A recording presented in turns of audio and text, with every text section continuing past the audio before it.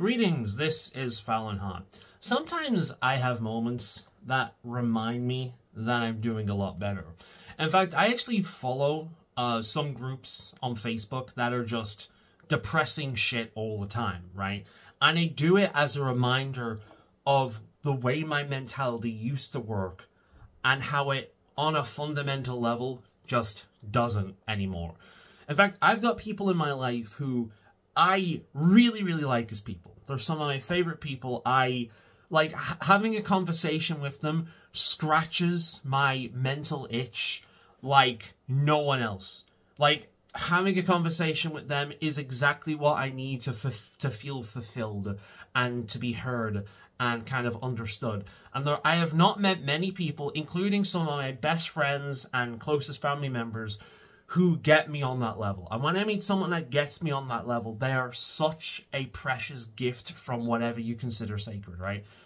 But like, some of these people are so goddamn negative compared to me. And I'm the kind of person people accuse of being nihilistic. I'm not nihilistic, but yeah. But I like having moments in my life in which I'm reminded that I'm doing better. That I'm not what I used to be, right? Which is good. I'm also someone that's come to the conclusion that community is what our society is lacking. Because if you have a sense of community, you have a sense of care with where you live, beyond just your house. Because like I've said before, your house is your home, but the area in which you live should be an extension of that, ideally. And I remember like doing projects for college and things and looking at the history of where I used to live, or looking at the history of where I live and being like, wow, this many years ago, this exact area of where I live used to be so much better. So much better. Of course, there's a caveat to big communities where everyone knows everyone within it, and that's a lot of things tend to get swept under the rug. Yes, on the surface, everything seems lovely and fantastic and fandabby-dozy, but a lot of dark shit gets hidden. And that's when things like, oh, somebody's been raped? Well, we can't acknowledge that. Let's just push that under the rug. That kind of issue arises. There is no one solution to anything. Nothing is perfect. Everything has issues. But I do think one of the biggest issues we're facing in England at the moment and in many places in the West is our complete lack of community. So any moment I have in which I feel like, yeah, this is my place. These are my people. We may not be 100% the same, but yeah, I like people. Moments like that is like, wow, what the fuck happened to me? I used to be a raging misanthrope. But, so essentially today, I go out with the dogs, and as is typical for anyone who walks dogs, having dogs starts conversations. So I'm going into a local place. I'm gonna buy a paper for a family member. The guy knows me. I've been in there many times before, and he's like, "Oh, sorry, mate. The card reader isn't working today." I'm like, "Ah, crap! I don't have any coins with me today. I'll tell you what. I'll leave it here, and I'll come back after I've walked the dogs." He's like, "Nah, take it, mate. It's fine." I'm like, "You're sure you want to trust me?" He's like, "Yeah, no problem." I'm like, "Great. I'll be back as soon as I've walked the dogs."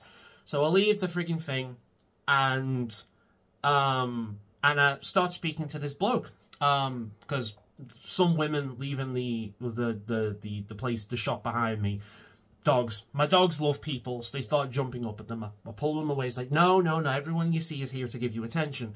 And this bloke comes over and he starts talking to them. I'm like, oh, well, he is. So go say hi. So I sort myself out and I start speaking to him. We sat there for a little while just having a conversation. He's from Australia. He moved over here because he loves our football team.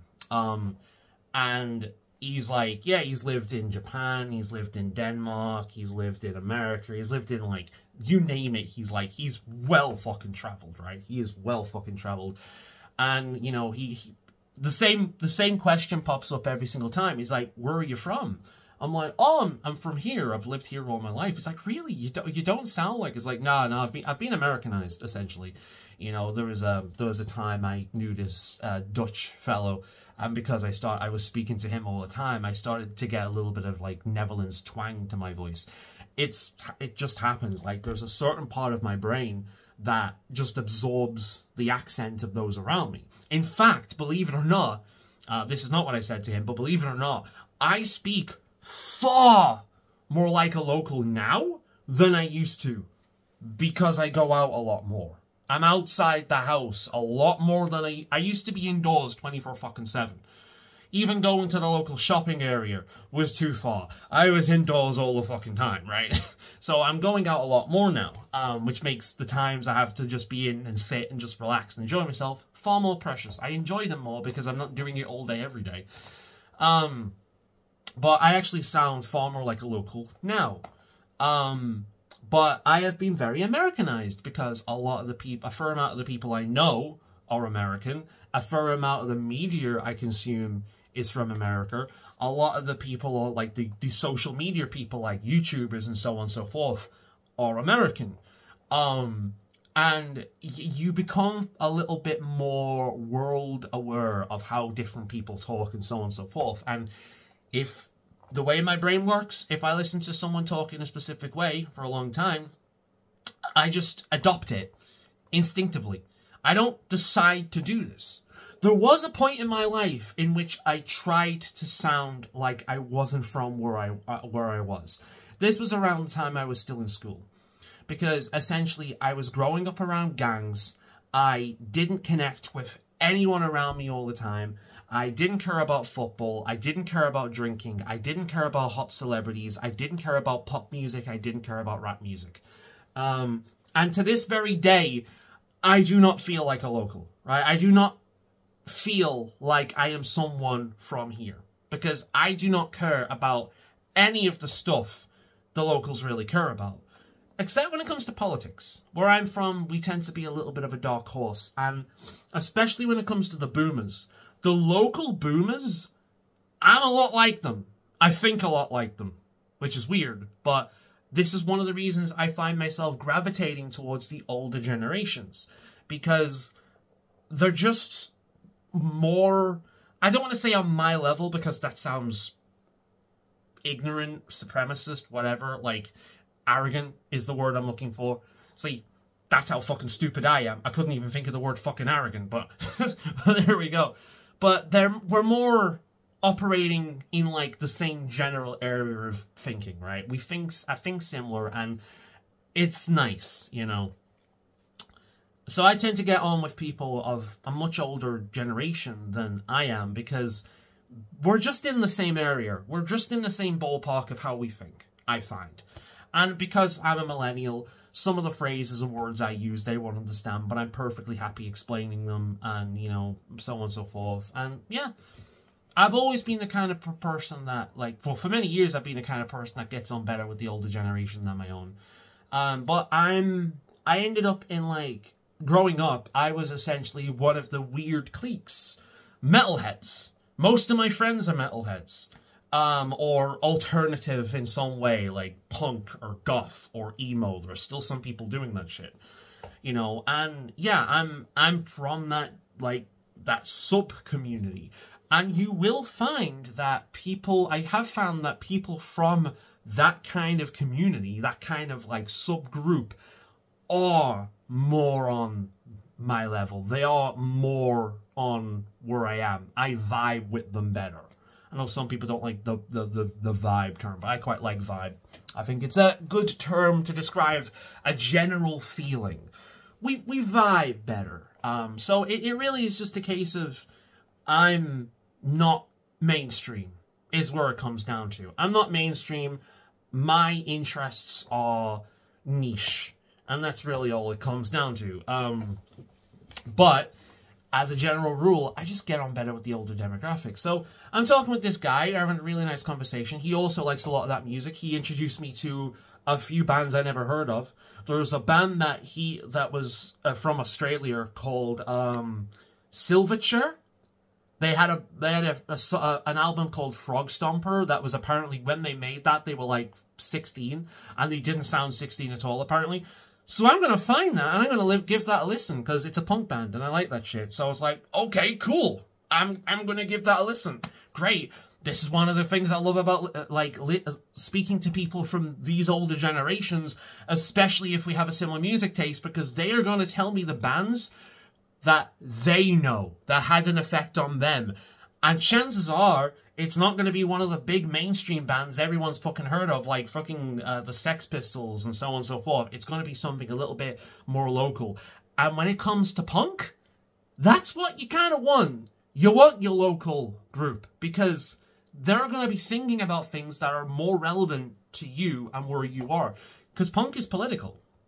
And you might not always agree with the politics, but the whole idea of punk is saying, fuck you and your expectations. So, yeah, there are little time capsules of what the mentality was at not just that time, but where they were from. And not just what the mentality was, but more so what the frustrated mentality was. And listening to a lot of punk, you'll find that nothing has really changed. Nothing really... A few groups change, words change, the look of things change, but ultimately, we see the same patterns in humanity time and time and time and time and time again, which is why you can listen to punk music from years ago, and a lot of it is still very relevant to today, because nothing really changes.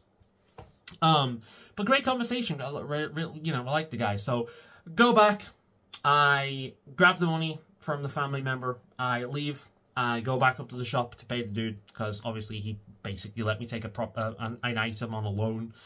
And I saw the guy again. I was like, oh, hey, again. He's like, I told you we'd see each other again. I'm like, yeah, I didn't expect to see so soon. So I shook his hand, waved goodbye to the guy at the store, and I leave. And then I'm putting a bet on for, again, family member.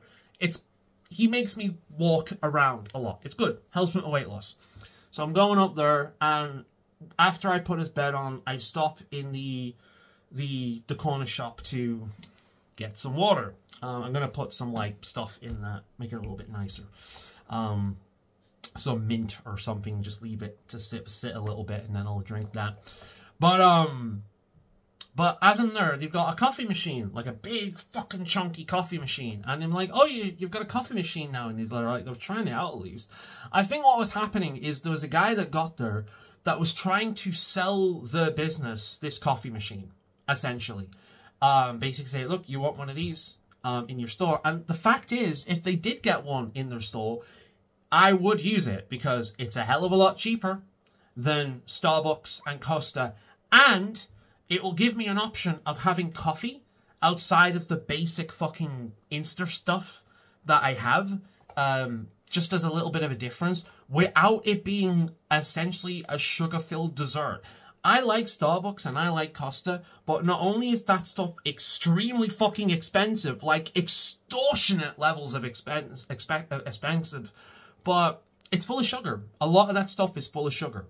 And the money is not worth it if you're just going to get like a basic coffee. So you at least want a mocha or something, and that's going to add a lot of sugar. So it's not healthy either. And coffee is not inherently bad for you unless you do it too much, which applies to literally everything. So I get myself, he's like, what do you want, like a cappuccino? I'm like, so he's like, do you want to try? I'm like, yeah, sure. It's like, what do you want, like a cappuccino? It's like, Americano, please, as black as they come. And it's on the house, it's free. He's basically trying to sell them something. He's trying to sell these guys something. And I give it a go. I'm like, yeah, it's decent. It is decent. And, I say, hell, if it's cheaper than Costa or Starbucks and all of that other sugar-filled crap, then yeah, I will pay that. I'll have this on a regular basis. You wouldn't get rid of me.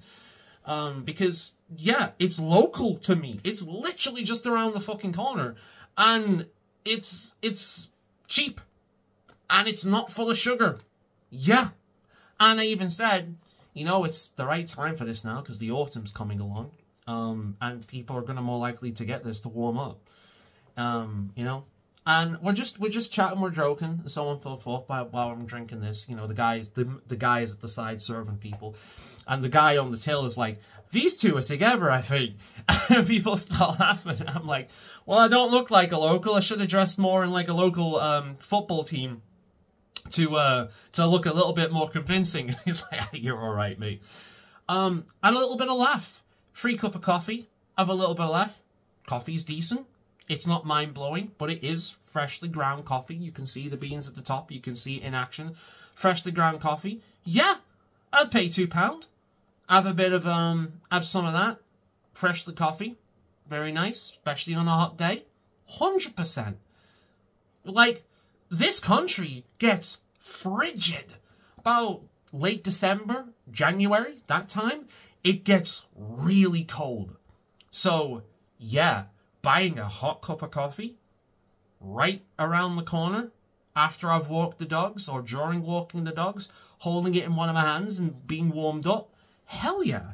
Yeah, I'm going to buy that. I don't have that option at the moment. So, having it an option, yeah, I think that's good. But it was a nice little interaction directly after another nice little interaction where people are just laughing and we're getting on, and it's so simple, right? But it's moments like that build people's care about where they are, right? And a lot of these guys know me at this point because I go there often enough, right? And you know, I tend to buy the same kind of things, and to the point where one of the manager of that store will actually tell me when they're expecting stock of certain things because I buy it from them so much. So I can get in there when it's fresh and ready to go.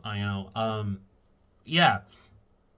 And I get back, and once I'm home, boom, the anxiety hits me. And then I start to psychoanalyze about whether I was making a fucking fool of myself. It's like, was I too enthusiastic? Was I too positive? Was I too agreeable? Were they mocking me?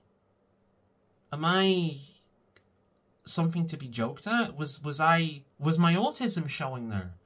Was I too enthusiastic? Would normal people not be like that? And then I stop myself. I'm going to be like, fucking shut up. No, you're being stupid. And the reason why that is again, other interactions. Recently, I was called confident. Apparently, I come across as someone who's confident, knows what they want in life, intelligent. I'm like, Jesus Christ, thank you. Intelligence is one I get a lot. I'm smart enough to know I know nothing. I feel like I'm an idiot, but that is one I get a lot. I think it's just the way I talk more than anything else. But being called confident, that's a big one. Because I don't think I'm massively insecure, but I'm a human being. I have insecurities.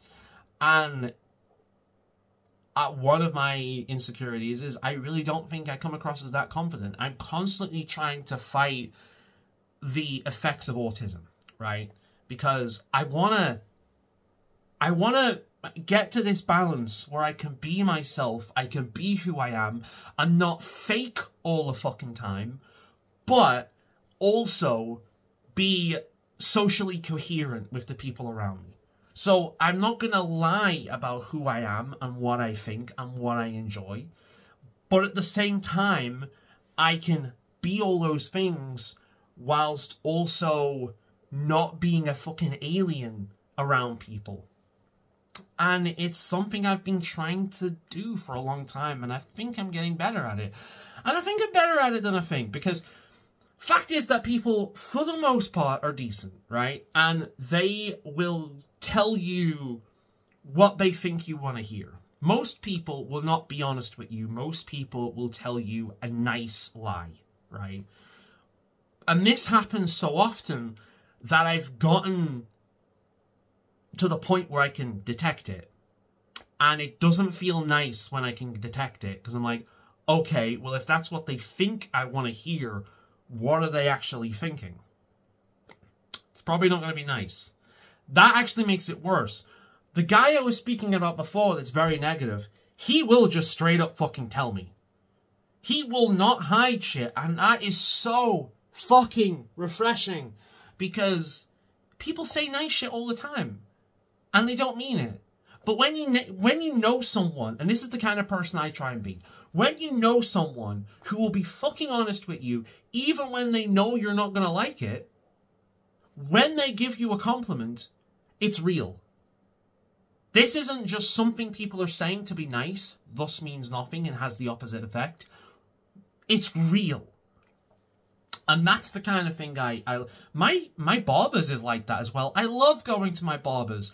She is the kind of person I know other people don't like going to because she's a bit much. She's a bit abrasive. She has very strong opinions.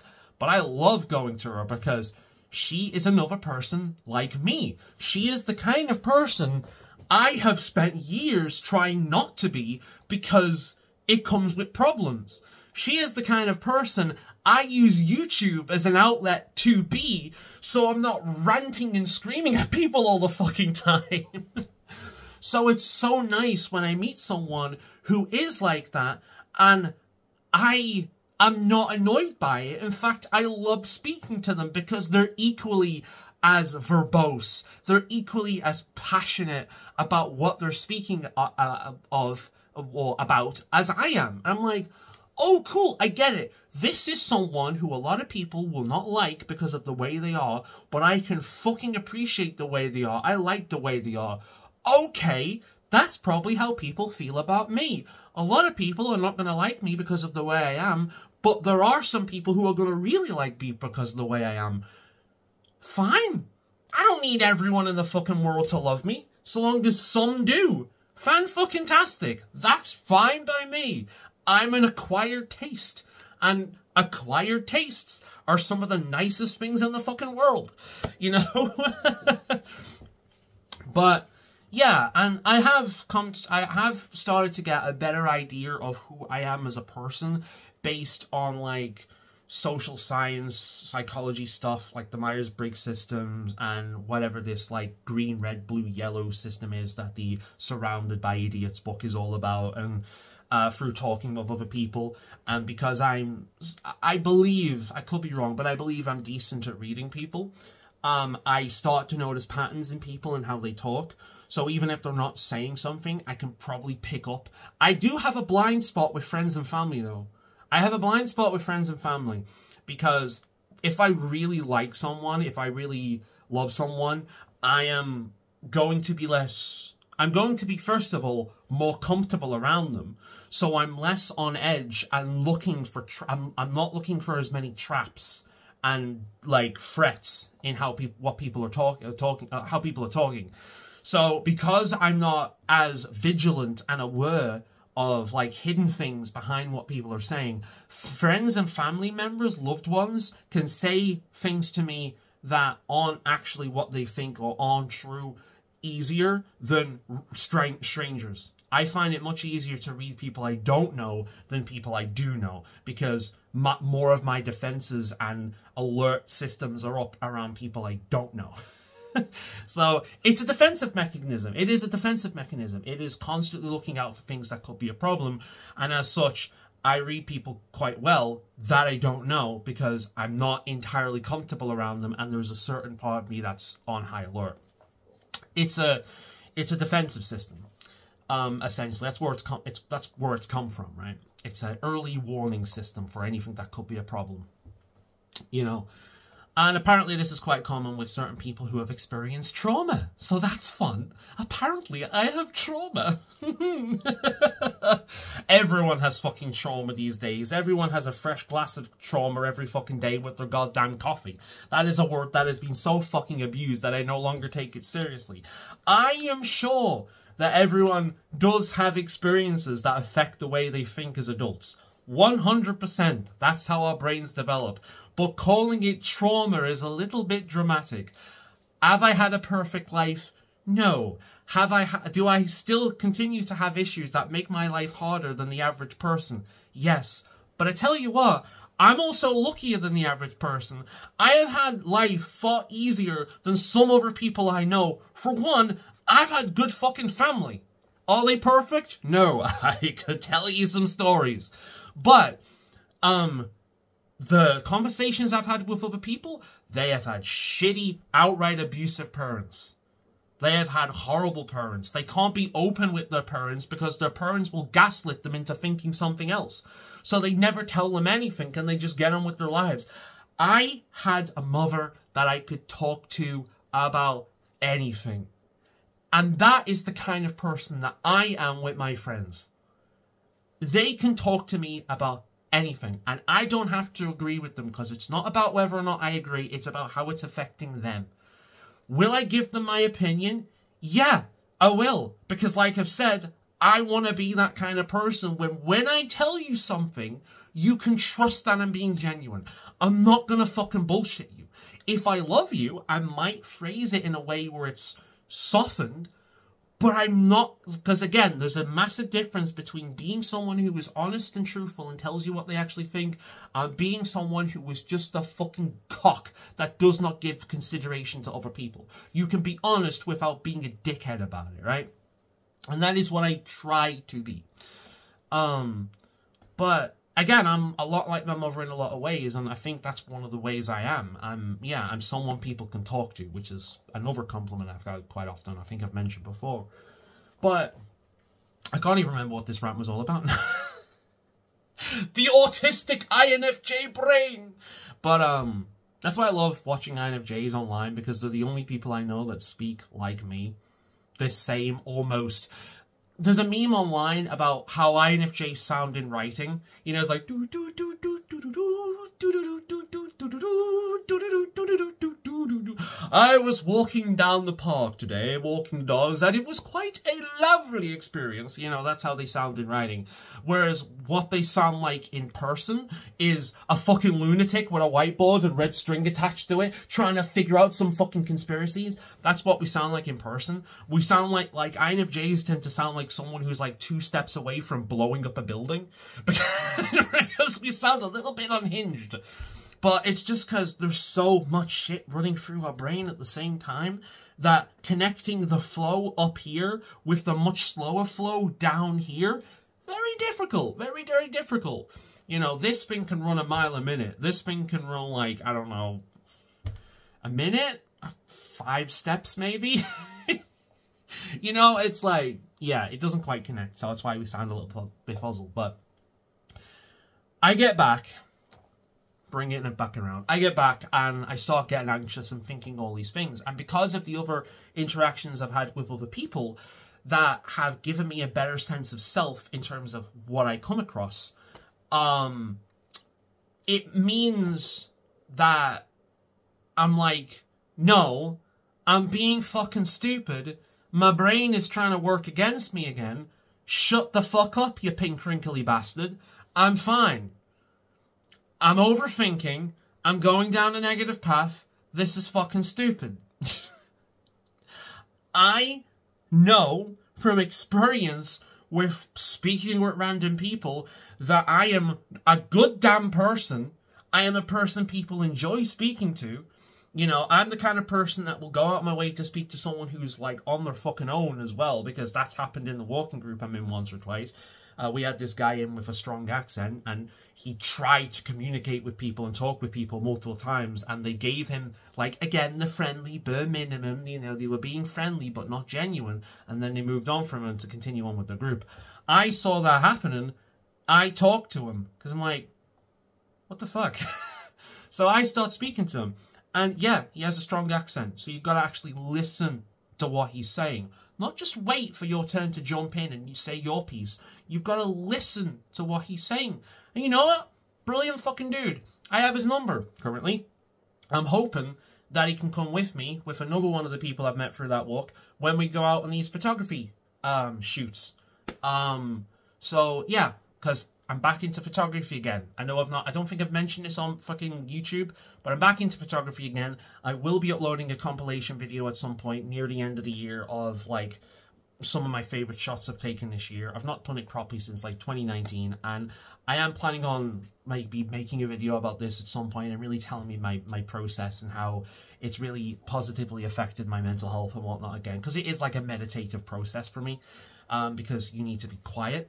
You need to have patience, and the reward at the end of good pictures is, in and of itself, good for mental health.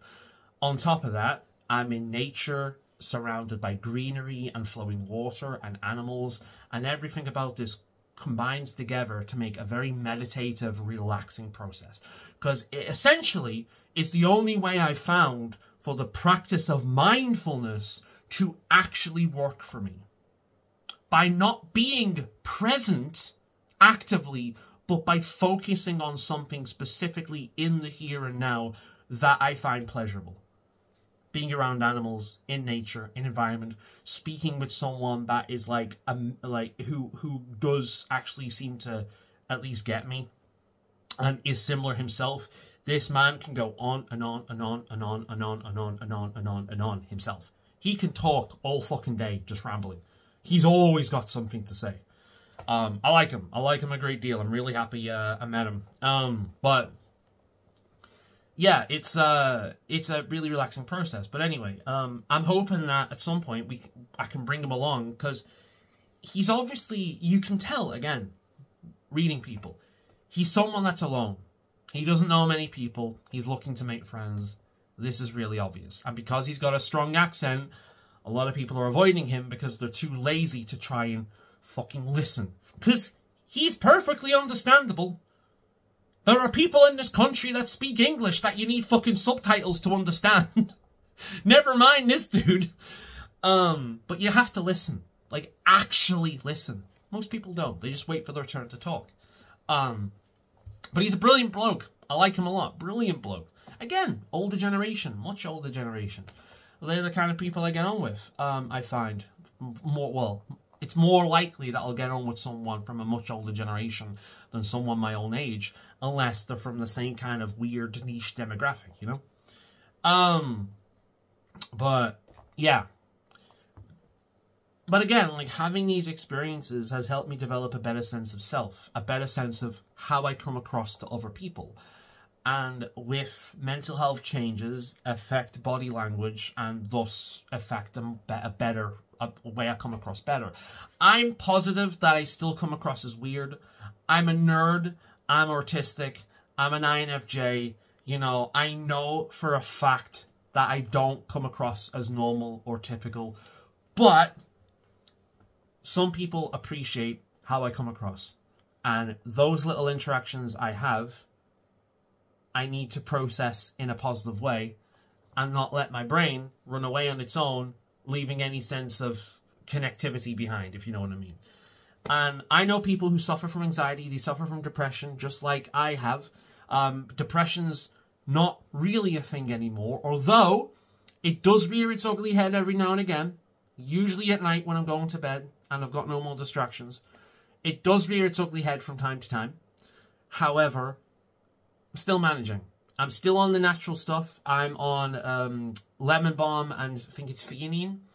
The same kind of stuff you can buy in these Trip drinks, by the way. Trip drinks. There's lemon balm, there's theanine, there's ashwagandha, there's chamomile, and I think CBD, although CBD does nothing for me. And Trips are amazing. They really are calming. But on a daily basis, I'm on lemongrass and I think theanine, I think it's called. And then I've also started taking lion's mane mushroom supplements, which I find help me procrastinate a hell of a lot less. I'm a little bit more focused. It helps with my executive dysfunction a little bit. And it helps me procrastinate a lot more, organize things in my brain a little bit, so things are less piled up. It still happens. There are still projects that have been in the woodworks for months, going on a year at this point, that I'm going to get round to do at some point.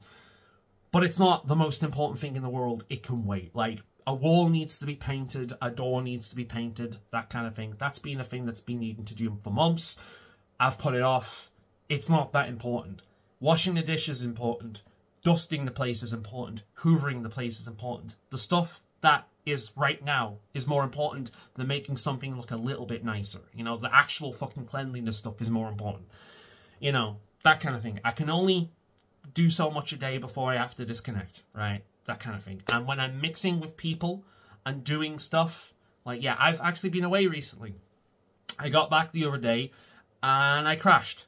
And then I thought, right, by the time I do these dishes that I didn't have enough time to do before I went away, I'm gonna end up eating at about like 10 o'clock. fuck it. So I ordered takeout. Not the healthiest choice in the world, but I did it that way. And I'm glad that I did, because I crashed soon afterwards.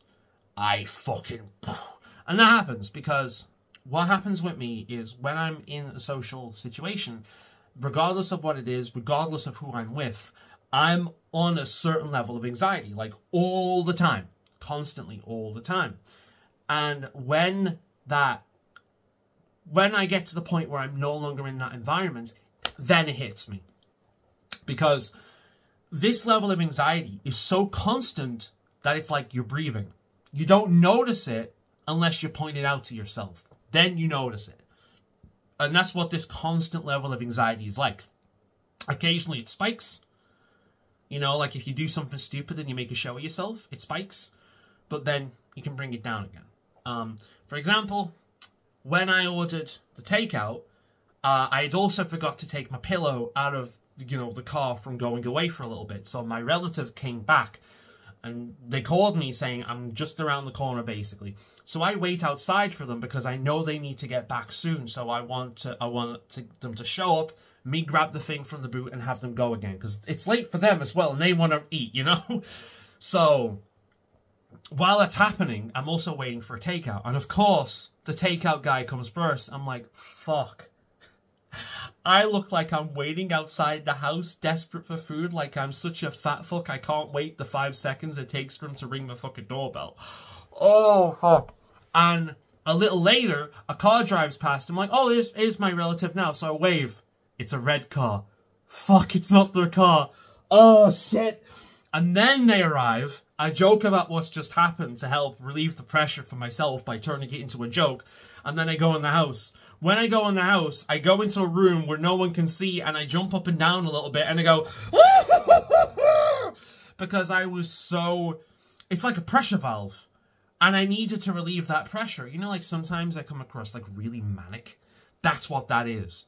That is a pressure valve. There's like a bunch of built up, pent up, like stress leveled, like stress caused energy in my system. And that needs to come out in some way. And that's what I ended up doing. I ended up jumping up and down, going like, fuck! And then just getting it out of my system and then continuing on with the day. But I crashed soon after that, right? Because there's always this constant level of stress when I'm out in public. And some things spike it. Some things spike it. And you just have to deal with it in a way. Because if I did that in public, jumping up and down a little bit and going like that. If I did that in public, that would spike it even more because I'm making a fucking show of myself. I'm looking like a fucking mental case. This is the thing that I disagree with a lot of the online autistic community, right? They will say that you shouldn't mask. Yeah, in an ideal world, you shouldn't need to. You do. You want to make your life easier? Don't fucking make a show of yourself in the middle of public. Don't do it. The ideal situation is to do something that's a form of, what do they call it? I forget what autistic people call it. I forget now. I keep wanting to say tick, but it's not that. It's stim. If you want to do something to relieve that inner pressure by stimming, right? The only way of doing it is in a normal way. I whistle in public sometimes, and that gets me looks. But that is so fucking normal that I'm like, fuck you, you're just a boring ass bore, get over yourself. I can whistle in public, right? I'm not dancing, I'm not singing, I'm not putting on a full-on Broadway musical display here. I'm just whistling a little tune to myself as I'm getting on with the day. To most people, oh, that looks like a happy person. To the sad-ass British people, this is someone that's standing out a little bit. Oh, they can't stand out. They have to hide. Oh. British people don't like that. If I was in America, I'd probably have people joining in with me. But for a British person, oh, you can't stand out in Britain? You can't stand out as a British person? Whoa. If you talk to random British people, a lot of them are like that. They'll look at you like you've just told them like you're an alien that's come from a different planet or something. Fucking British people are sad for the most part, man. But Americans, a lot of British people don't like Americans because they're best friends with everyone. Hey, how's it going, man? Yeah, you come over here. Hey, buddy, it's nice to see you. Never met him before in his life. Oh, hey, man, it's nice to see you. Welcome, come. This guy's a fucking mate. Like, Americans are too much for a lot of Brits. Admittedly, me as well, but come on, British people. Smile. You know, just for 2 seconds. I know the weather's dull, but we don't have to be. This is coming from me, by the way, who has permanent fucking bitch face all the time when I'm out. Never mind. And I'm walking around like this all the time. I look like I want to fucking kill someone. So, never mind. By the way, that manic thing I mentioned, I'm coming across like that now, aren't I? Fuck. But, yeah, it's one of those. It's one of those, like, I get it out of my system, and I continue on. And that's, I think it would serve autistic people a lot better to communicate ways in which you can stim and get rid of that pent-up stress and energy level inside you without making a show of yourself, so that will make your situation worse. It's like, yeah, it's true, we shouldn't need to pretend to be someone we're not, but we do. It's the world we live in. It ain't changing. People don't like that which is not normal. They don't. They don't. It puts them on edge. They do not like it. It has always been this way. It will always be that way. If you want to make your life better, stop trying to fucking change the world to something it's never going to be. Yes, try to improve things. Spread awareness. Try and make things better. But it's all very well and good having an online influencer whose entire career is talking about autism, telling you to do this all the time. You know, it's all very well and good, but they make their money from being autistic. You don't, more than likely. It helps you to not stand out too much, right? There's other ways you can do this. For example, again, in my country, it still gives you looks, but it's a little bit more acceptable to look like you just enjoy music. You want to move your wrist a little bit? Listen to some music. Have headphones in. Like, there's ways of doing it. There's ways of getting out your system. Another way, talk with your hands. A lot of people in different cultures, we talk with our hands. I do it naturally. That is still moving your wrists. That's getting stuff. So if you've got flappy hands, which is quite common for people with autism, there's different ways. Start practicing talking, moving your hands, using them to accentuate what you're saying. And that might help alleviate some of that stress. Maybe it'll work for you.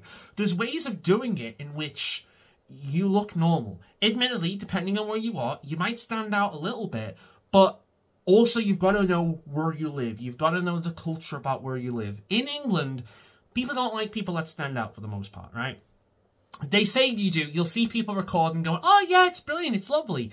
But the average person walking the street standing out, you're going to get looks. You're going to get looks. You're going to get comments. You might even have things thrown at you. You might bring a bit too much attention to yourself. I've lived here all my life. I know what the fuck I'm talking about, right? So if you're going to stand out, you got to stand out in a way that's normal, right? So I stand out where I live because most people don't dress like this. But it's still normal because metalheads, goths, punks, they're a subculture. Yeah, I stand out, but I'm not too different, you know? So I'm going to get looks, but not to the point that it's going to cause me problem. It's like, oh, okay, he's one of those, you know? But if I'm prancing around the street doing this, going, all the fucking time, like some of these influencers want you to do, that is going to be a bit too much. People are going to get put on edge around that because this looks like somebody that could be a threat because they look like a mental patient, right? There's ways of doing it where you're not bringing more attention to yourself than you want, because that's going to have the opposite effect of spiking your anxiety, especially if it's followed with negative reactions, like people throwing things at you or yelling things at you in the street. And at that point, it takes a certain amount of confidence. I've gone up to my local park dressed like a werewolf. Furry tail attached to me, fucking ears, gloves. This was around Halloween a few years ago. It was Halloween! I still got it. I had things shouted at me whilst I was walking up the streets. I had car alarms going beep beep, basically saying, you fucking idiot, you fucking retard, look at you, ah! One of these, right? I had that. But I've developed a certain amount of confidence within myself where it's like, yeah, but I'm pretty sure that you enjoy the same shit that everyone around here enjoys. You listen to the same shit that everyone around here listens to. You dress the same way everyone. Am I different? Yeah, I am. But at least I'm not a fucking copy and paste NPC like you're uninteresting ass.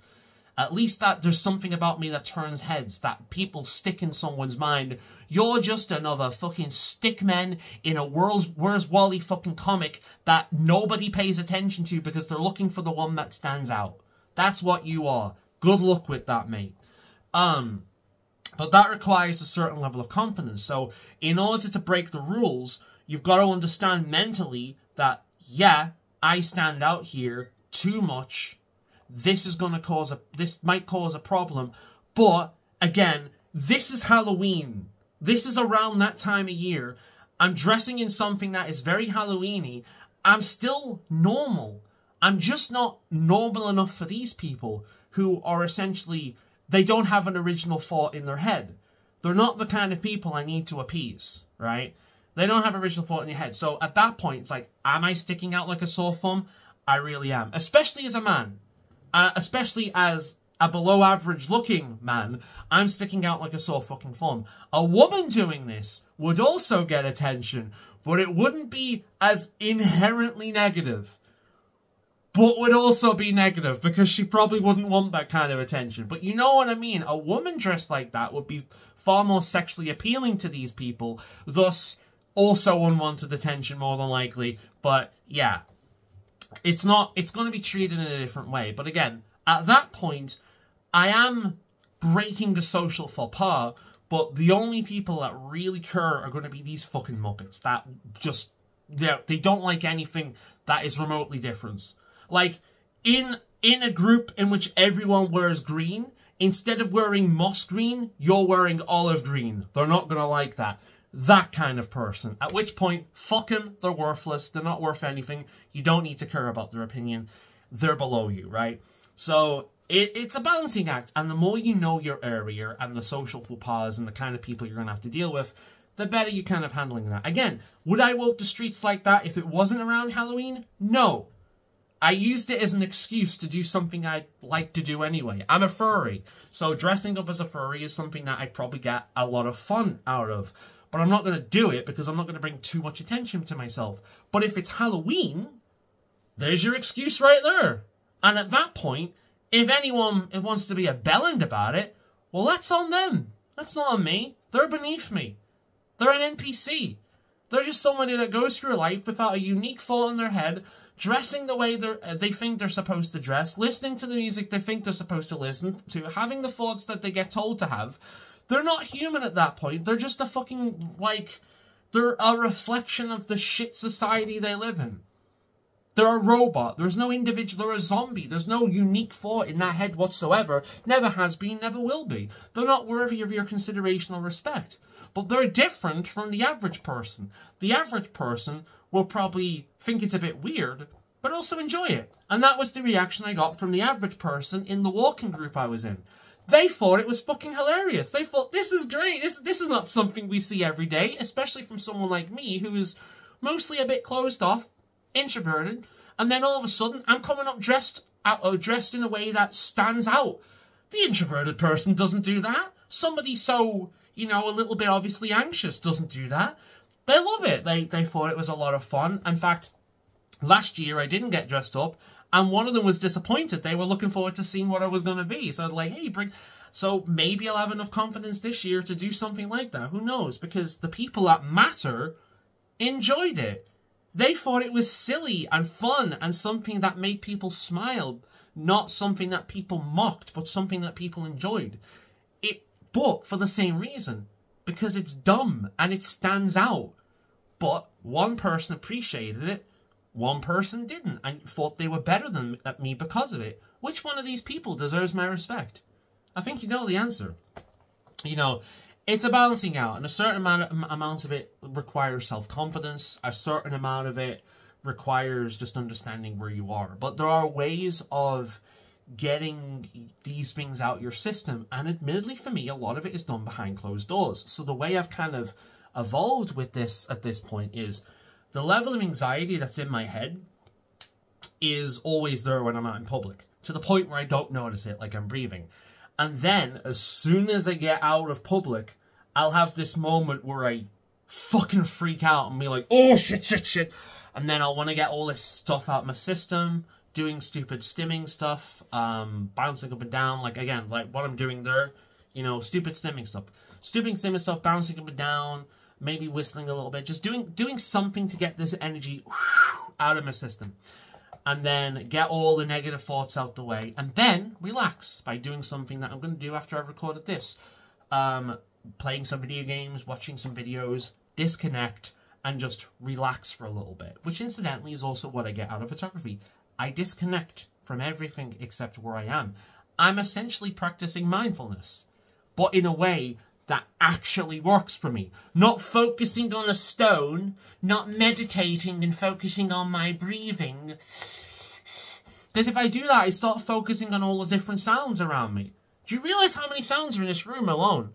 I can hear the computer, I can hear my chair, I can hear the dogs barking outside, I can hear the leaves rustling, I can hear the dog licking herself in the other fucking room. I can hear all sorts going on at the same time, and the more quiet I am, the more of that shit I'm going to pick up. Mindfulness, in the way it's supposed to be done, has the opposite effect on me.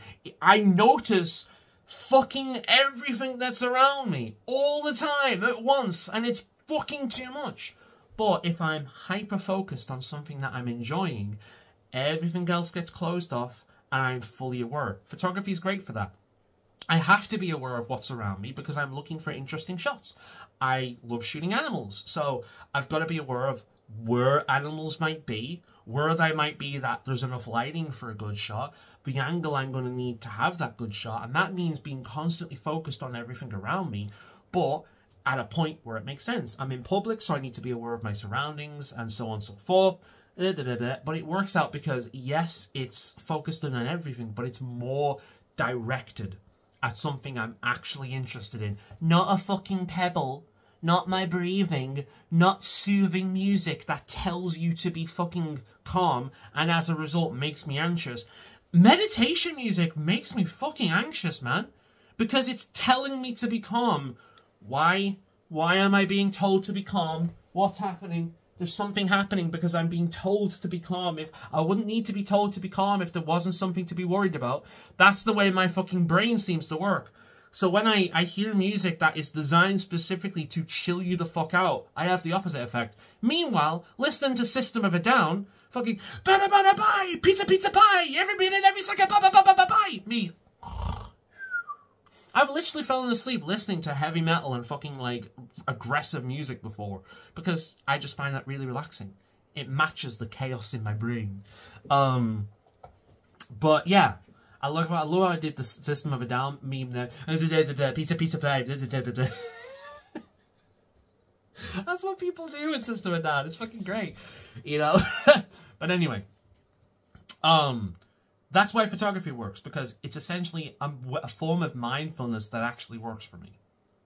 Same with gaming. I'm present, I'm in the moment, but also focused on something that actually, and it's really calming. It has a nice calming effect for me. I feel really relaxed and disconnected from what doesn't matter, connected to what does matter. And then in the end, you know, and it's all about balancing. So I'll get back, I'll finally be on my own for a little bit. I'll have a brief moment of running through everything, having a bit of panic, telling myself I'm being fucking stupid, and then finding something to relax in, and then by the end of the day, I'm cool again. But that tends to be how I work, and it's moments like this that really remind me, yeah, I'm doing a lot better these days, because I would freak out about stuff all the time, and I'd let the little things get to me all the time. Like, again, was I being laughed with or laughed at?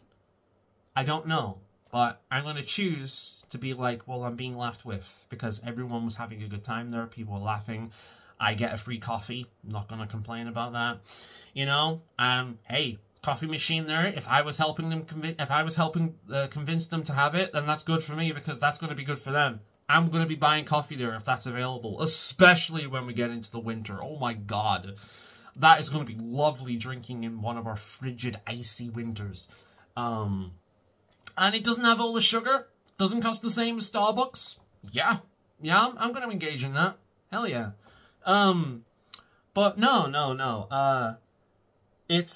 I'm doing better, which is really, really nice to hear. And I think if you've been somebody that's been watching this channel for a long time, you can see it. You can see it.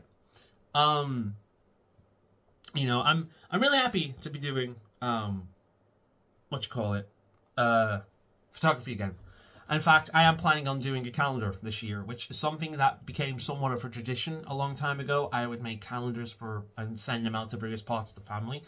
So I'm going to do it this time of year. I'm going to make a few of them. I don't want to make too many of them because they're not cheap. It's going to cost me a fair amount of money, and it's around Christmas. But thankfully, I don't do Christmas outside of, you know, 1 or 2 people. I don't do Christmas. I try and avoid it as much as I can, and at this point I've gotten out of it with most people as much as I can, and I don't ask anything from anyone, and I don't expect I don't get anything from anyone, and I don't expect anything from anyone.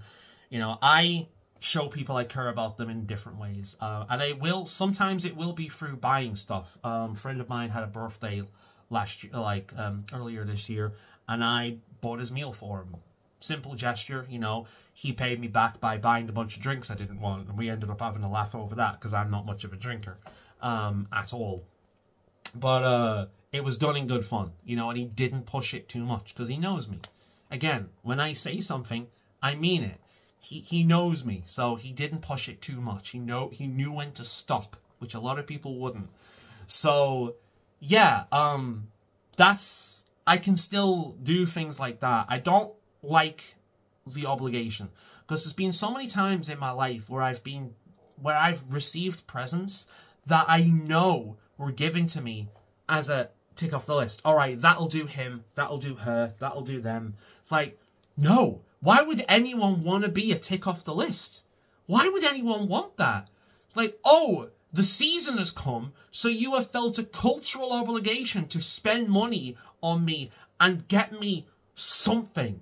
Don't do that. I don't want to be that to someone. You know, even, like, I know some people in my family, their love language is gift giving, and it's very obvious because it comes so natural to them. It's what they do.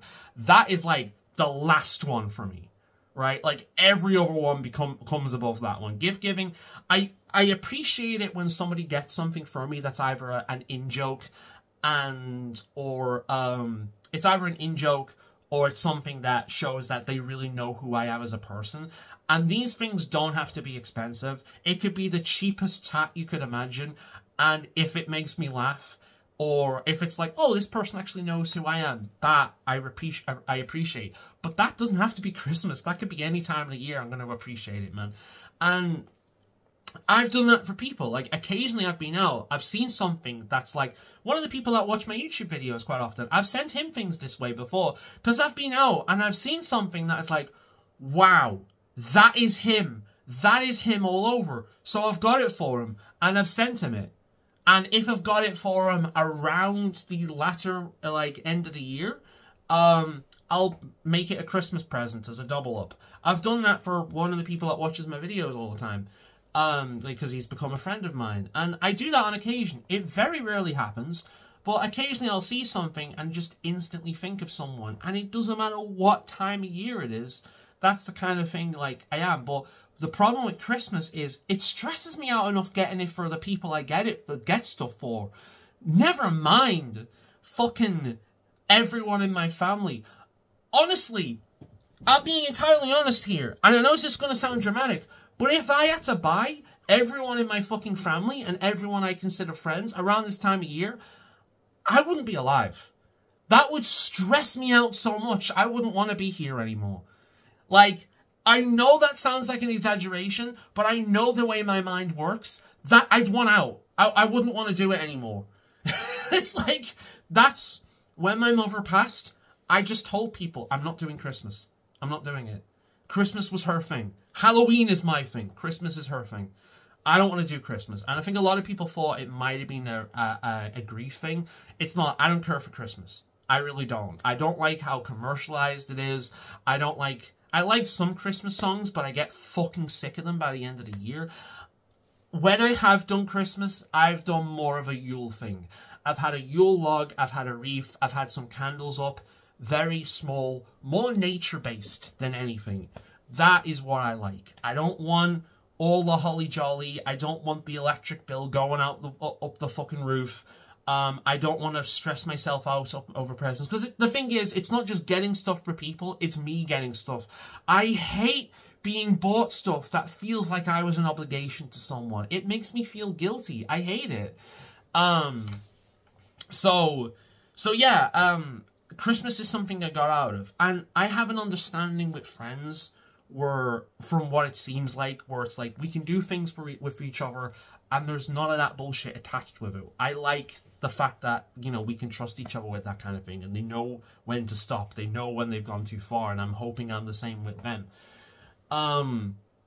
You know, I don't want these things being attached to a culturally significant holiday. You know, I don't want to do that. I don't want to be that to someone. I don't want to do that myself. It stresses me out too much, you know. So I would rather shows of affection through gift giving being done in a more organic way every now and again when it actually pops up. That is what... For example, I've already got one of the Christmas presents sought for the few people that I get Christmas presents for, because I've seen something, thought, that's actually really good, I'm going to get that for them. I also got one for myself because I really liked it, and I hadn't seen them like that before, and I've really liked what I've got. Something simple, didn't cost a whole lot, but I think it'll go over well. Hopefully. I don't know. Gift giving isn't my thing. But... you know, I'll have to look at for some other thing and so on and so forth. But I'll figure that out closer to the time. But yeah, I'm also trying to do a better job at listening to people when they're talking. I'm making mental notes of certain things, so I can be like, okay, well, if that is something that they're lacking, maybe I can do something in relation to that. Because that's basically what they do, but it comes naturally to them. It doesn't to me. I have to go the extra mile to actually do that. And hopefully I've done it okay. But yeah. So, this is a long-ass video. I didn't expect this to go so long. I guess I needed this. But yeah, I don't do Christmas or birthdays or anything like that. I don't do my own birthday, because that's the thing. Like, a lot of people say they do this and they expect it. I don't. I don't do my own birthday. I don't do other people's birthdays. I know I was celebrating that with him, but he asked me if I wanted to go out, and it was more than just that with him. It was a day out with friends for me, and, you know, I'm like, well, considering it's his birthday, let's do something for him in this moment, right? Let's do something for him in that moment, you know, and... but I don't want to make a big song and dance out of it. I wouldn't want it for me. So yeah, it's one of those things, and it went over well, so yay. Is this something I want to do with every birthday, with every person I know? No, but every now and again, yeah, sure. You know, I love my friends, so sure, you know. But it's one of them. So yeah, it's little moments that I've come to realize I'm doing a lot better than I used to. I'm still suffering from anxiety. Like, you just won't see it. Most of you, even friends, close family, you won't see it, for the most part. And if you do see it, be concerned. Because if I've got to the point where my stress levels are so high that I can't hide it from you, that's when you need to be worried. When my stress is so high that I can no longer mask, and my mask is starting to crack, my stress is really, really fucking high to the point I'm about to break down. So do not worry. I'm managing. I'm doing it in the way that works for me, and it does mean that I need days in which I completely cut off from people. I need days like that. No text, no messages, no anything like that. No in person, no talking, no going outside except to walk the dogs, because that's a necessity. Nothing like that. Just completely cut off. Give me a day or so of that, and I can continue on. And I'm lucky that I can do that. A lot of people can't, but I'm lucky that I can, at this point in my life, do that. You know, and that helps me balance out, because it's a constant balancing of stresses and energy levels. And if I fail, then the slightest thing can set me off. The slightest thing can make me ranty and angry and pissed off and aggressive and all this kind of thing. And eventually, you know, it starts to wear away at me. But if I can handle little things and then continue on, so long as I just direct that pent-up stress somewhere, you know, I get it out of my system and direct it somewhere where it's not affecting anyone else. And if I can do that behind closed doors, like I do, for the most part, then great. Fantastic. But there's little moments like I've had at the start of today where it's like, I'm doing better. I am doing better. Like, things are still there. I'm still dealing with them, but I think I'm dealing with them in a healthier way. And I've had mental improvements to the point where it's like, yeah, it's there. The same bullshit is always there, but it's not taking its hold as easily as it used to. So, yeah, for the most part, I'm doing alright. Anyway, this has been, like, over a fucking hour. Jesus. If you watched this whole thing, thank you so much. I've gone through quite a lot today. I guess I needed this out of my system. I'm going to relax and play some Honkai Star Rail now, because new story content, and we've got a giant wolfman. Bad guy. That's cool.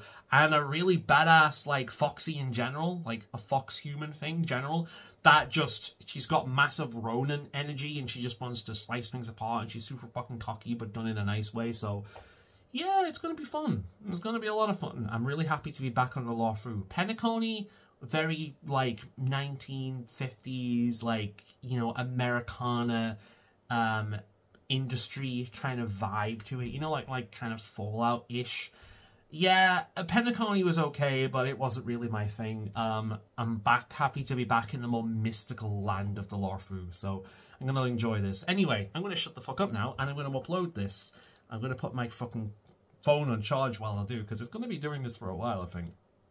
And, yeah, anyway, small, slow baby steps, and I've got something else here to help me relax. It's a pumpkin spice candle that I bought, and it's made with coconut oil as well, so it's not gonna fucking fuck up my lungs.